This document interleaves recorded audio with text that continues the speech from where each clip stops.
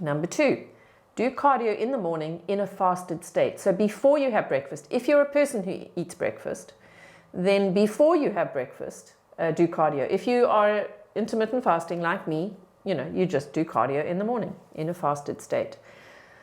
This will help you control blood sugar levels very, very nicely. So you want to do everything you can to ensure, again, that we're pushing glucose into the cell, that we are switching the cells on to hear the knock that insulin will give it when it comes to the door and it wants to offer those cells the fuel.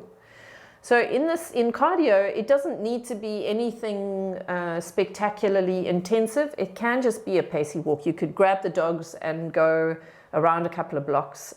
20, 30 minutes. A bike ride to work would be ideal if you're not eating before you get to work.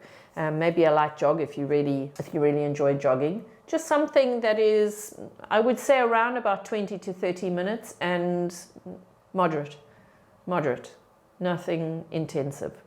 So that's trick number 2. Both are related to exercise, of course. Number 3, stroll after eating.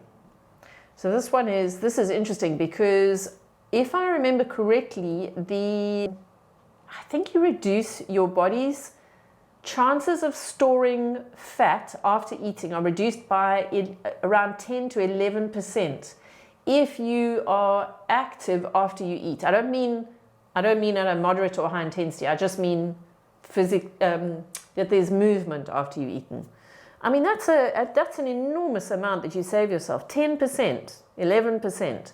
So you reduce your chances of storing fat after eating if you are active or if you've got some sort of movement. And again, it could just be a stroll. It could be housework.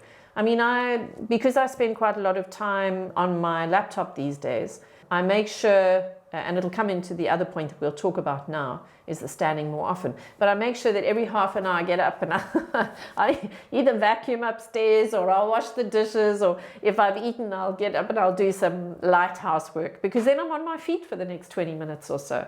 And that just takes care of that. And these are all very small little things, but put them together and they have a very significant effect.